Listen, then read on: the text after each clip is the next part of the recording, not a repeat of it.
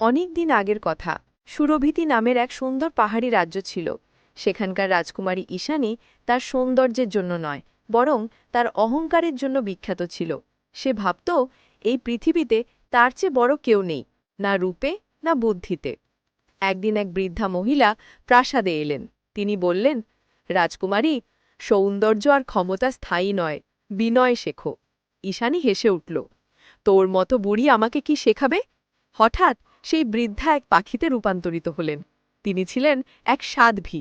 তিনি বললেন, যতদিন না তোমার হৃদয় অহংকারের আগুনে জ্বলবে, ততদিন তোমার মুখ পৃথিবীর কাছে অদৃশ্য থাকবে।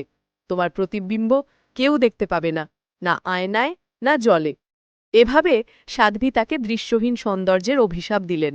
রাজকুমারী আর কারো চোখে ধরা পড়ল না। সবাই তাকে তার জন্য হারিয়ে ফেলল। রাজারানীও কিছু করতে পারলেন না। মাস কয়েক পরে একদিন এক অনাথ ছেলে অরিন বনে একটি অহত পাখি পেল। সে তাকে খাবার দিল, যত্ন নিল, কথা বলল। সেই পাখি ছিল সেই সাধ্বী। প্রতিদিন সে অরিনের হৃদয় পরীক্ষা করছিল। ঠিক সেই সময় রাজকুমারী ঈশানীও একা বনে ঘুরে বেড়াত, কারণ তাকে কেউ দেখতে পেত না, সাহায্যও করত না। কিন্তু অরিন তার অদৃশ্য উপস্থিতি অনুভব করল। সে বলল, কেন জানি মনে হচ্ছে এখানে কেউ আছে। ভয় পেও না, আমি তোমার বন্ধু।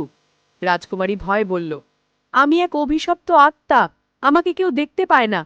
অরিন উত্তর দিল, দেখা জরুরি নয়, যদি হৃদয় দিয়ে বন্ধুত্ব হয় তবে সেটাই যথেষ্ট। দিন গড়ালো। অরিন প্রতিদিন ঈশানীর সঙ্গে কথা বলতো। ধীরে ধীরে ঈশানীর অহংকার বলতে শুরু করল। সে আর নিজেকে কারোর চেয়ে বড় ভাবল না। এক সকালে অরিন সেই পাখিকে বলল, ইস, যদি আমি সেই অদৃশ্য মেয়েটিকে দেখতে পেতাম, সে তো আমার সেরা বন্ধু হয়ে গেছে। পাখিটি হাসল, তারপর সাধ্বীর রূপ নিল। তিনি বললেন, রাজকুমারী এখন অহংকার ছেড়ে দিয়েছে, সে সত্যিকারের বন্ধুত্ব বুঝেছে।